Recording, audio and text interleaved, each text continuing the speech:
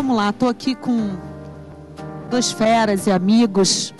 Vou passar primeiro a palavra para o Joenis, né, Gustavo, que são os que vêm de fora, a gente para se apresentar, em seguida o Gustavo também. Por favor, se apresente. Mais uma vez, bom dia a todos. Eu sou o Joenis Lima, sou vice-presidente da Softex, estou como vice-presidente da Softex por enquanto. E a minha trajetória, eu fui executivo do setor automotivo durante alguns anos, trabalhei no setor financeiro, telecom também, mas a minha formação é meio diversa. E aí eu queria falar um pouquinho para vocês entenderem as maluquices que eu vou falar aqui hoje. Eu fiz antropologia, eu também sou teólogo, sou advogado, né?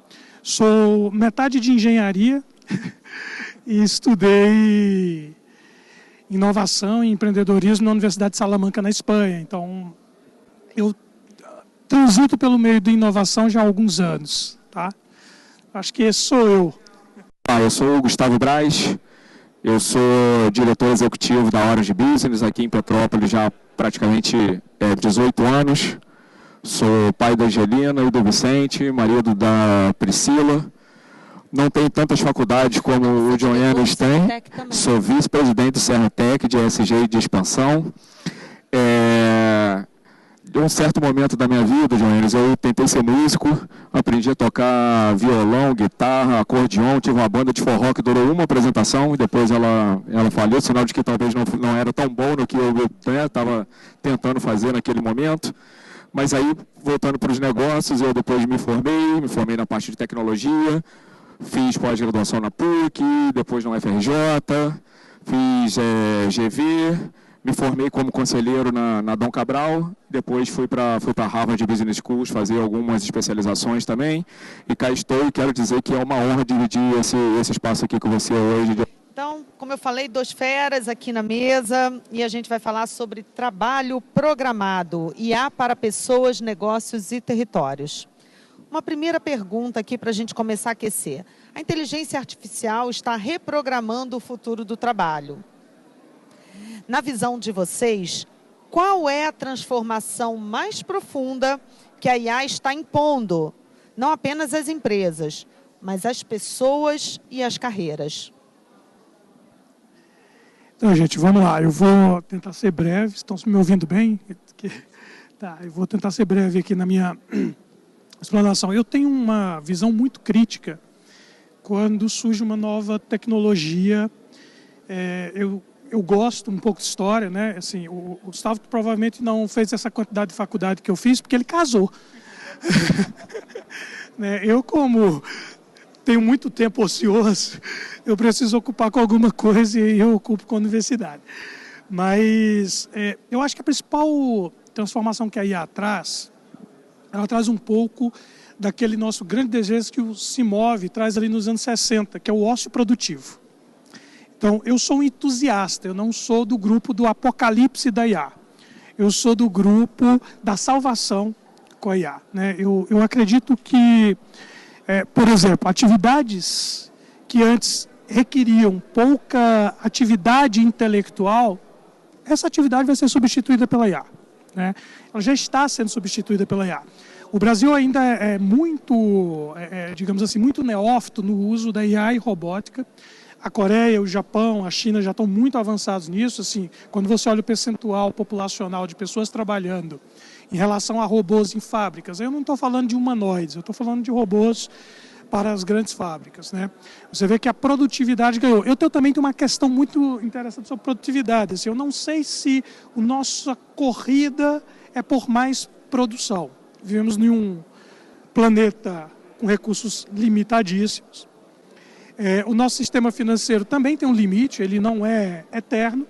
E nós estamos vivendo um momento sui generis digamos assim, num movimento global em que nós estamos voltando a um certo momento do século XVII, século XVIII, em que o poder e a riqueza estava concentrado apenas em um grupo. Tá? Eu não sou de nenhum grupo de esquerda ou qualquer outra coisa antes que alguém ache que eu estou falando de comunismo aqui, não. Eu estou falando de sociedade justa, igualitária, Obviamente que nós sempre vamos ter aí quem acumula mais, quem acumula menos, mas as grandes concentrações nos faz voltar no modelo mais nietzschiano, cíclico, ao século XVII e século XVIII. Né? E o movimento hoje da IA, ele pode sim, se nós conseguirmos transformar isso para uma, vamos dizer assim, uma tecnoética, se nós tivermos padrões como nós fizemos, com combustão, por exemplo, quando o veículo a combustão surgiu para substituir ali vapor, né, ele tinha uma velocidade muito maior do que o veículo a vapor. Isso foi uma convulsão nas cidades desenvolvidas, porque era uma arma na mão de várias pessoas transitando nas ruas em alta velocidade. A sociedade em conjunto criou parâmetros de como aquela tecnologia deveria ser utilizada para o bem social, para o desenvolvimento social. Então, quando eu olho para a revolução que a IA está causando no trabalho, eu não entendo que ela vai tirar postos de trabalho. O que eu entendo é que a gente não pode brigar com o número também, né, gente? Então, vamos lá, o que tem se colocado pelos CIOs no mundo, isso é um número do Gartner. Metodologicamente, eu discordo de algumas coisas ali de quando o Gartner vai fazer as suas entrevistas, mas eu acho que quando ele traz esse número, ele é muito assertivo, né? Ele fala que até 2030, 70% da nossa mão de obra global vai precisar ser reciclada. Então, eu acho que essa vai ser a grande revolução. Nós vamos tirar pessoas de trabalhos que têm pouco valor agregado. Nós vamos parar de apertar parafuso. Nós vamos tirar mulheres que cortam suínos no sul do país, mais de, digamos assim, se eu não me engano, são 3 mil toneladas, uma coisa assim. E quem faz esses cortes são as mulheres.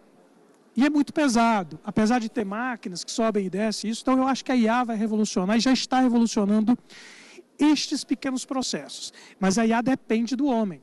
A IA, apesar de ter o nome de inteligência artificial, ela não tem sinapse. Ela ainda precisa muito da gente. E eu tenho visto, inclusive, na política pública, na aplicação da política pública, como a IA já tem revolucionado, ela tem reduzido o nosso tempo de análise em projetos, ela tem aumentado a eficiência nas respostas. Nós vemos aqui os processos de transformação digital que o secretário do Estado estava falando. Né? A IA ela pode otimizar isso, mas nós queremos a IA otimizando isso para quê? Para dar, digamos assim, qualidade de vida ao nosso cidadão, à nossa sociedade que está doente mentalmente, né? Você vê, a cada 10 pessoas, você tem 8 pessoas que estão fazendo terapia. Por que isso? É por causa do modelo de alta produção que nós colocamos. A tecnologia, ela vem como uma ferramenta para nos ajudar nesse processo de nos tornarmos mais humanos, porque nós perdemos um pouco disso nos últimos 20 anos. Né? Vejam bem as boates sendo fechadas pelo mundo, os bares sendo fechados pelo mundo, os pubs sendo fechados pelo mundo. Isso não tem apenas a ver com a nova geração. Isso tem a ver com uma sociedade que está cortando o seu vínculo de convivência humana. E nós precisamos criar um critério e padrões como sociedade, isso não é responsabilidade só de governo, para que nós possamos viabilizar a retomada da nossa humanidade e não essa distância digital. Ela é confortável, porque ela nos gera menos problema e nos afasta dos problemas. Mas ela cria alguns outros problemas que a gente vai falar daqui a pouquinho, senão eu tomo o lugar do Gustavo aqui de falar. Viu, gente? Mas eu acho que é isso, tá, Thaís? Essa é a grande evolução.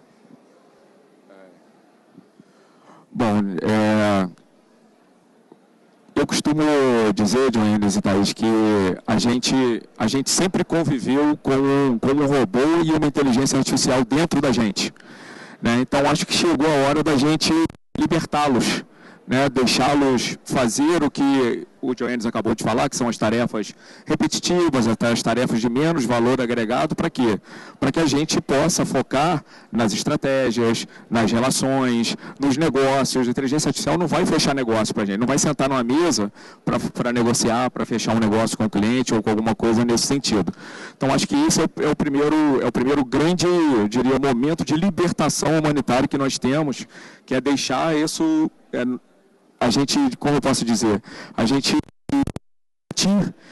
que isso saia de dentro da gente e a gente passe a focar nas outras coisas de maior valor agregado. Segundo, para que isso tudo aconteça, tá, e a gente vai explorar isso um pouco mais para frente, é que existe ainda uma grande discussão ética, uma discussão moral e uma discussão legal em tudo o que toca a inteligência artificial. Imagino que não tenha sido diferente quando chegou o rádio. Imagino que não tenha sido diferente quando chegou a televisão. Minha barba já está ficando branca. Na televisão eu já comecei a vivenciar ali, o rádio nem tanto. Mas quando chegou a internet, eu me lembro perfeitamente, foi quando eu estava começando a universidade, existia uma discussão parecida. Né? A internet vai acabar com o mundo, vai acabar com a televisão, vai acabar com o rádio, a comunicação vai deixar de existir. E pelo contrário, está tudo... Então, assim, existe muito mais oportunidades do que impactos propriamente dito, de perda de empregos ou coisas nesse sentido. Então, eu, assim como o Joenis, eu sou um otimista dentro dessa discussão. Eu acho que a inteligência artificial chega para trazer um mar de oportunidades. E a gente precisa estar preparado para poder entrar nesse mar, que não é um mar tranquilo, é um mar minimamente revolto nesse momento. A gente precisa vencer a arrebentação até que a gente tenha a tranquilidade que a gente imagina que precisa ter. Bom, eu acho que a gente está falando de um lugar de borda. E um lugar de borda é sempre um lugar desconhecido. É um lugar muito potente, mas também é um lugar muito arriscado. Né? Então, falar de IA, que é um tema transversal aqui do nosso evento, é também a gente estar lidando com a mudança em curso. E quando eu ouço vocês, né, e quando eu pergunto a transformação mais profunda que vocês veem hoje, né, hoje a gente está falando uma coisa, quem sabe daqui a um ano a gente está falando outra, né? Mas então é muito a capacidade da gente conseguir conciliar uma coisa que veio para ficar, né? É o que eu percebo. E aí vem a segunda pergunta: como garantir que a IA gere impacto positivo nos territórios, especialmente esses territórios que estão fora dos grandes centros, né? Como é que a IA pode potencializar essa jornada de interiorização da inovação do Brasil, né? Evitando que a tecnologia amplie ainda mais as desigualdades, mas, ao contrário, que ela fortaleça esses ecossistemas locais, como Petrópolis e região serrana, por exemplo? Bom, eu dou uma fala inicial aqui, Joenis, porque eu acredito muito na interiorização dessas questões tecnológicas e de inovação. Eu acho que a inovação, ela precisa ter CEP.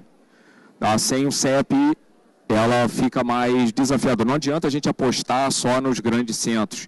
Eu acho que os grandes centros contribuem, sem dúvida, mas eu acredito que o interior tem um potencial ainda maior do que os grandes centros quando a gente toca essa questão da inovação. E até, desculpa te interromper, porque a inovação ela não é igual para todo lugar. Né? Exato. E aí, você diz, como que, talvez, que a gente precisa medir nesse sentido? Se nós tivéssemos a possibilidade de replicar, por exemplo, o que o Serratec faz através do seu programa de residência em TIC, com os parceiros que nós temos hoje. O Softex é um parceiro importantíssimo dentro da nossa jornada aqui no Serratec, assim como é em outros lugares no país. Aí o Joenis tem muito mais lugar de fala do que eu, ele vai certamente explorar sobre isso. Né? Então, assim, como a gente olha, em linha com o que a gente falou aqui na nossa primeira fala, como a gente olha para o impacto, mas por uma perspectiva de oportunidade. Como a gente pega essas pessoas que serão impactadas nos seus trabalhos atuais e prepara minimamente para que elas possam alcançar novos empregos dentro dessa nova jornada. Então, eu acredito muito nesse poder da transformação das pessoas para que elas possam, de fato, adentrar nesse novo mundo. E não se faz isso sozinho, não se faz isso somente como empresário, não se faz isso somente como governo, não se faz isso somente como instituição sem fins lucrativos, nem somente como universidade. E nem a comunidade sozinha também pode fazer isso sozinha. Né? Acho que a junção desses elementos, ou dessas hélices, em prol de um objetivo comum, que é a transformação dessas pessoas para adentrar esse novo mundo do mercado de trabalho, que está sendo, de fato, reconfigurado em função do advento da inteligência artificial, eu acho que esse é o caminho nessa questão. Thaís? Obrigada. Eu vou começar falando sobre soberania tecnológica, porque não tem como falar de desenvolvimento regional de IA se nós não falarmos de soberania tecnológica. O Brasil, ele tem uma característica, e gente, isso não é uma crítica a Petrópolis, viu? Nós temos uma característica colonial ainda. E nós tendemos a nos comportar como colônia digital, colônia tecnológica. Se vocês olharem os cérebros que tem fora do Brasil, que estão desenvolvendo IA, que estão desenvolvendo semicondutores avançadíssimos para rodar IA, né, esses cérebros não têm formação inferior ou superior aos cérebros brasileiros. Então, a primeira coisa que o brasileiro precisa é se vestir um pouquinho de brasilidade e entender que nós temos as mesmas competências, as mesmas skills, a mesma estrutura cerebral que todos os outros povos. Tirar o complexo de vira-lata. Esse complexo de vira-lata lá, digamos, dos anos 60 e 70, né, que a gente começa a perceber que a gente tem um pouco disso. Então, para o desenvolvimento territorial, nós precisamos primeiro ter uma política pública de soberania da IA. Soberania digital. Nós precisamos ser os donos da tecnologia. Nós não podemos, por exemplo, eu vou dar um exemplo aqui, gente, isso não é uma crítica ao governo federal, mas eu tenho autonomia porque eu não tenho compromisso nenhum de sentar numa cadeira. Então, isso é uma sugestão de mudança. Por exemplo, se você olhar a Política Nacional de Data Centers, que está vindo por causa da IA, né, ela é uma política que, por exemplo, ela, no modelo que está sendo desenhado, até onde eu estava informado até a semana passada, tá? Ela é uma política que dá benefício para a empresa estrangeira que chega e se instala no Brasil. Mas para as empresas que têm data center no Brasil, você não tem nenhum benefício. Então, é o sentimento de colônia, é o quinto. Né? Eu vou deixar você vir aqui, mas eu te dou o quinto para você mandar para a sua matriz lá fora. Nada contra o modelo de encaminhar o recurso para a matriz, mas a prioridade tem que ser na nação. Depois nós vamos falar dos processos de negócio, de abertura de mercado. Todos os grandes países liberais, por exemplo, você vai no governo americano, compras públicas americanas, pergunta se tem alguma empresa estrangeira vendendo software para o mercado americano. Não tem. Abre um computador em qualquer departamento público brasileiro. É muito simples. Então, nós precisamos falar de soberania tecnológica, soberania digital. E isso é uma questão colaborativa. Essa é uma questão da sociedade. Essa não é uma questão só do governo. Lembre-se, o governo é limitado. Normalmente, quem está no governo são políticos. Não são técnicos. Normalmente são pessoas que têm uma visão de massa, de voto, né, de ir a um cargo, e isso não tem problema nenhum, faz parte da nossa estrutura social. Mas nós precisamos subsidiá-los com o que nós, como sociedade, precisamos. Né? Como, por exemplo, esse caso. E aí, Thaís, eu acho que a grande pegada é o letramento em IA. E letramento em IA não é um curso módulo feito dentro da universidade. Não é um curso módulo feito dentro do Serratec. É uma formação contínua. É uma política contínua. Nós vamos entrar agora numa nova era. Nós já estávamos na TI, já era assim, né? Mas agora nós vamos transbordar isso para outras áreas. A cada 3 meses, 6 meses, nós vamos estar desatualizados. Se nós queremos ser competitivos, se nós queremos estar par a par com o mundo, nós precisamos falar de letramento em IA. Para que uma pessoa que não tem o conhecimento tecnológico do que está por trás da IA, não faça consultas jurídicas ao ChatGPT. Nem emocionais, né? E nem emocionais. Eu não falei, viu, Gustavo? Desculpa. Eu também sou psicanalista, viu, gente? E aí... E alguns dos meus pacientes, eu chego lá, eles fazem consulta. Por exemplo, eu sou junguiano. E aí, quando eu fui falar para um determinado paciente sobre a sombra, ele trouxe uma tese da sombra. Toda baseada em IA. A IA nunca vai conseguir individualizar um homem, pelo menos nos próximos 50 anos. Ela vai conseguir massificar com o volume de dados que nós temos. Então, assim, desenvolvimento territorial passa por capacitação de recursos humanos, mas também infraestrutura. Por exemplo, essa questão da infraestrutura, do PBIA, A sociedade de Petrópolis precisa brigar por isso. Precisa se organizar. Ah, mas o poder público não está fazendo. Desculpa a expressão, gente. Lasque-se o poder público. Vamos nos organizar como sociedade civil e trazer esse cavalo salado para cá. Porque isso vai trazer mais emprego. Isso vai trazer mais autonomia tecnológica para o município. E isso reduz as desigualdades sociais. Se nós conseguirmos desenvolver uma política do uso da IA, de implementação da IA para desenvolvimento social e econômico, não só produtividade.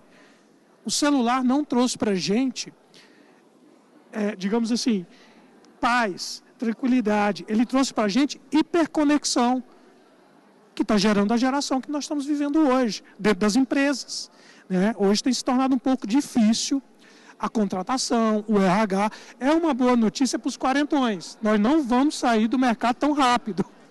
Tá? Nós vamos ficar no mercado aí até os 70, 74 anos. Exatamente pela nossa capacidade crítica. E o letramento IA é que vai nos ajudar, não só aos quarentões 50 mais, mas esta nova sociedade, esta nova geração que está vindo, de como usar com responsabilidade e com um foco não apenas na produtividade. Nós precisamos parar de tirar a palavra produtividade do centro. Ela precisa ser periférica, como o bem-estar social hoje é periférico. Humanidade, em vez de produtividade, talvez, né? Estar no centro.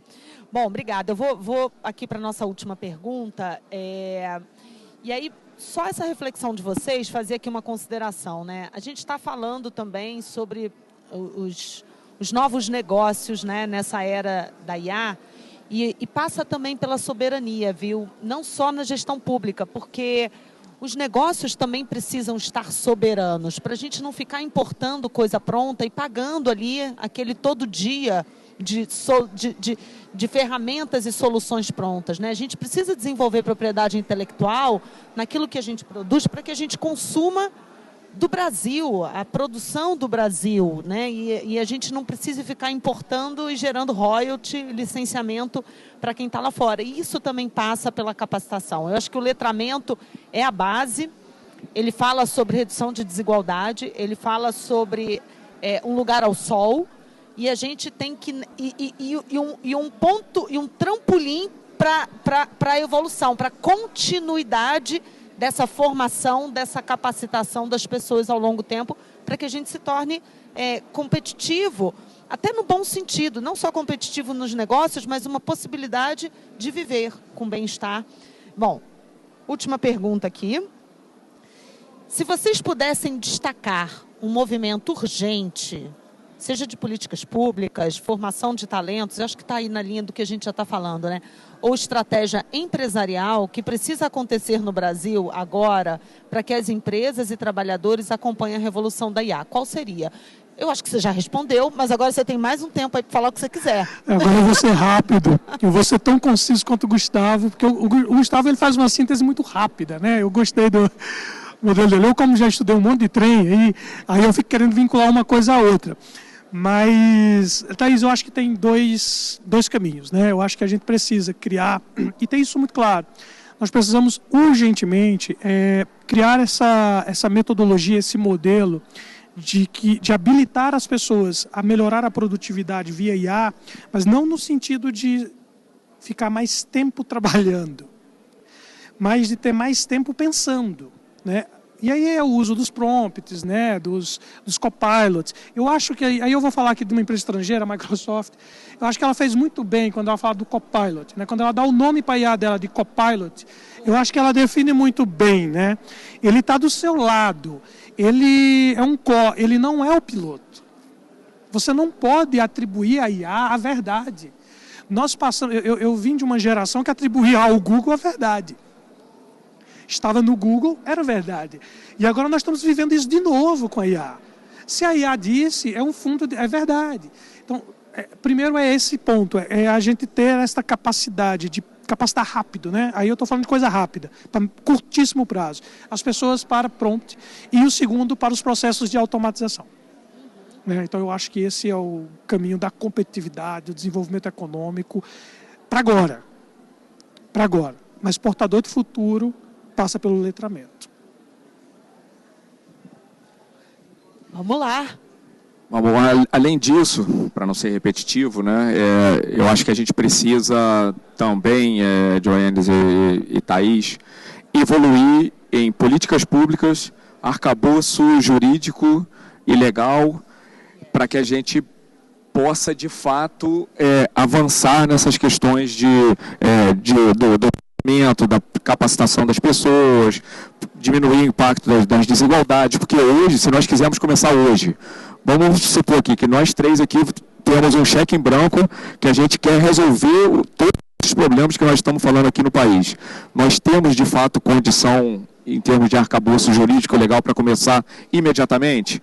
Não temos. Nós vamos ter que iniciar um processo burocrático que vai passar por 273 aprovações. Vai usar IA para poder... Vai usar IA para poder e tal. Então, assim, eu acho que vai andar de mãos dadas com essa questão do treinamento, capacitação e tudo mais. Essa transformação, por assim dizer, desse modelo que a gente tem aí posto da nossa sociedade como um todo, né? Se nós não olharmos para isso também com carinho, enquanto sociedade, não pressionarmos para que isso também avance, vai haver um esforço fenomenal dos empresários, das universidades, de tudo, e a gente não vai evoluir de fato. Nós passamos por isso no próprio Serratec. Você vê como é difícil ter editais hoje que o Serratec possa ser contemplado, que não dependa, por exemplo, de outros elementos, como universidade, como governo. Por que não ter editais que possam, de fato, contemplar iniciativas como a do Serratec, que é uma ICT? Né? Então, a gente hoje, para avançar, quanto trabalho dá, né, Thaís? Quanto de tempo, de energia, de dedicação, para que a gente possa avançar, justamente pelo fato de a gente não ter essa terraplanagem pronta para que a gente possa evoluir e entrar com a construção, de fato. Né? A gente precisa entrar com a terra antes disso, né?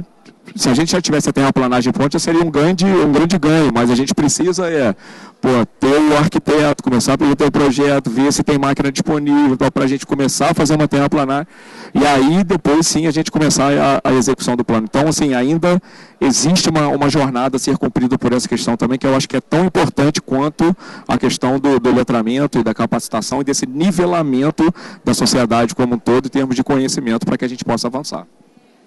Bom, a gente tem um tempinho final, e aí eu vou fazer uma pergunta nova, que a gente não falou aqui sobre isso, mas a gente só comentou muito rápido, já que a gente tem esse tempinho final, e pedir que vocês comentem sobre isso e já façam as considerações finais que vocês queiram. É sobre a ética, né? Porque quando a gente fala de IA, humanidade, né? Pessoas no centro, desenvolvimento de território, e a ética nesse processo, né? E aí falar um pouquinho sobre ela e fazer um fechamento sobre esse painel, por gentileza. Essa é a pergunta mais difícil que foi feita aqui, viu, gente?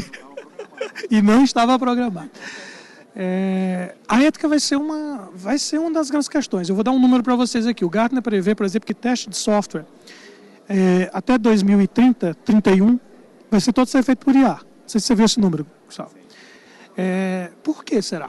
Porque os homens deixaram, né, a humanidade deixou de fazer o teste de forma mais precisa, melhor, ou porque a IA é melhor do que o humano no teste de software? Não é porque a IA é melhor. Nós temos uma capacidade de análise crítica muito melhor do que a IA.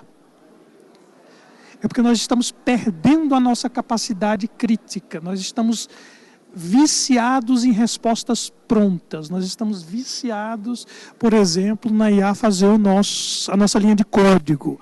E isso está diminuindo a nossa capacidade de criticar as coisas, né? Isso não é uma crítica à IA. E aí eu vou dar o exemplo, por exemplo, GPS. Conseguem hoje andar sem GPS? Números de telefone. Você tem 10 números de telefone na cabeça? A minha mãe era analfabeta e ela sabia o número de telefone de todo mundo da cidade. O número de telefone, aniversário, CPF, aniversário, tudo RG, tudo isso. Então, GTS tem a mesma capacidade que nós fomos. Não é que nós perdemos essa capacidade, nós deixamos de nos treinar, de nos programar para isso, porque isso é uma questão de programação. E aí vale a pena vocês verem alguns vídeos de Harvard sobre neurociência e programação cerebral. Faz todo sentido. Tá? Então, eu considero, Thaís, assim, que esse é o nosso grande gargalo. E isso vai passar por grandes discussões sociais sobre o uso ético da IA. Por exemplo, perder a capacidade crítica humana, eu acho que passa sobre as questões éticas. Como nós vamos usar essa ferramenta? Qual vai ser a limitação que nós vamos colocar nessas ferramentas de IA que a gente coloca? Nós não estamos falando contra progresso. Nós estamos falando em pró-humanidade. É isso. E, gente, obrigado pelo convite. Parabéns pelo evento. Espero ter contribuído, pelo menos ter colocado uma pulga atrás da orelha de cada um aqui.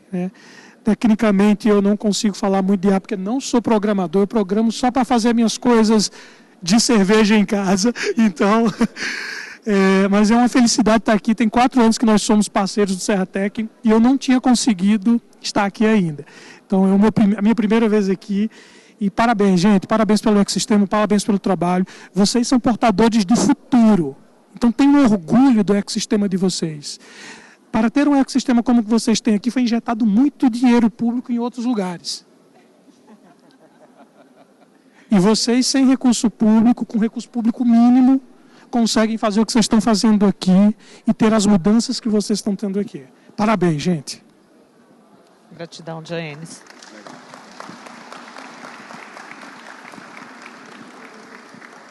Bom, acho que assim, a gente está, de fato, Thaís, entrando em uma nova era em termos de desconhecido. A gente falou aqui que antes a gente tinha 5 anos para fazer um planejamento estratégico, ter uma visão de longo prazo, olhar para isso com tranquilidade e tendo praticamente a certeza de que aquilo ali era o certo a ser feito. Hoje a gente precisa rever isso uma vez a cada 6 meses, para não dizer 3 meses, para entender se de fato a gente está no curso certo ou não e quais os ajustes precisam ser feitos.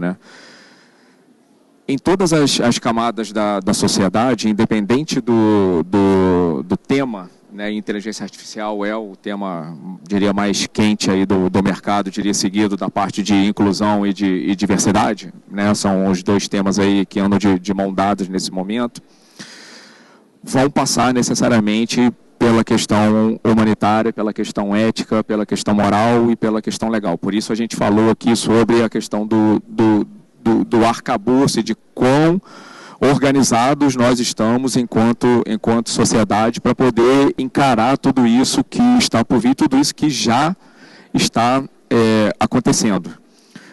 O Joênis falou uma grande verdade aqui, e eu não sei se todo o cidadão petropolitano tem total visibilidade e, além da visibilidade, se tem o orgulho de ter o Serratec aqui nessa cidade. O Serratec vem transformando vidas através da inovação tecnológica há 6 anos. E com quanto de dinheiro público, gente? Praticamente nenhum. Não pode dizer que nenhum, porque a gente tem alguma coisa, mas muito pouco. Então, tudo o que vem sendo feito aqui nesse território é feito com muito amor, com muito carinho, com muita dedicação, muita massa cefálica e com muita, eu diria, muita vontade de mudar. Exato. E tudo isso que eu falei, talvez eu tenha falado aqui umas 4 ou 5 coisas, a inteligência artificial não vai fazer. Depende de cada um de nós continuar dando a nossa parcela de contribuição para que a gente continue evoluindo enquanto sociedade e enquanto país soberano, como o Joênis muito bem colocou aqui. E aí, para fechar, Joênis, queria dizer que, além de ser uma honra, é um motivo de muita felicidade, não só dividir esse espaço com você e com a Thaís, mas de ter você aqui pela primeira vez, um parceiro, Thaís, de muito, acho que é além de parceiro, ele é um incentivador, ele é o impulsionador, amigo que não deixa de desistir nos momentos de mais dificuldade, o cara que está sempre ali do lado. Então, ter você aqui com a gente, é um motivo de muita alegria, muita felicidade.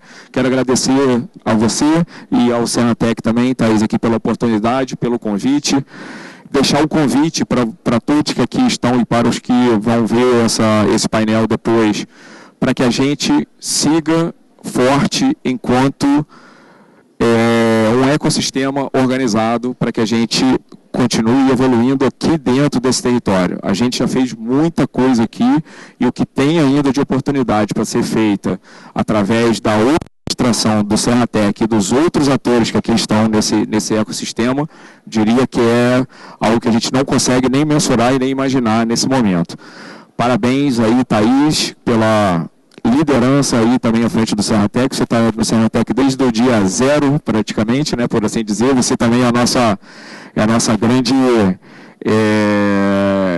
operadora, né? Você está desde o começo, como eu falei, e graças a você, a gente precisa dizer isso publicamente também. O Serratec alcançou tudo que alcançou, muito em função da sua pessoa, de você estar aqui nesse parque desde esse primeiro dia e estar aqui até hoje. Queria pedir uma salva de palmas aqui para a Thaís, porque se a gente conseguir chegar, a gente chegou graças a ela. Tá bom? Obrigado aí pela oportunidade, Thaís. Obrigada, Gustavo. Obrigada, Joenis. Eu nasci aqui, né? Eu cresci aqui e não sei se eu vou morrer aqui, né? Futuro a gente não sabe, mas é aqui que a gente tem que fazer a diferença que a gente quer ver no mundo, né? Nós somos aqueles por quem nós estávamos esperando. Então, eu agradeço as palavras, o carinho. Eu estou, sim, no Serratec, eu coloco muita energia aqui, mas eu não estou sozinha. É muito importante dizer isso. A gente tem uma equipe, uma diretoria, né? O Gustavo também foi nosso presidente recente, é um dos nossos vice-presidentes.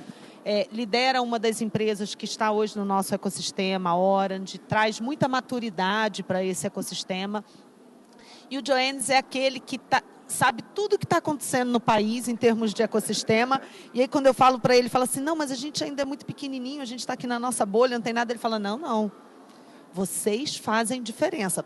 Keep going, né? Continuem. Aí eu falo, bom, então tá bom, então vamos continuar, porque é alguém que está olhando para a gente de fora. A gente que olha de dentro, a gente fica muito ensimesmado, né? Nas nossas qualidades e nos nossos defeitos.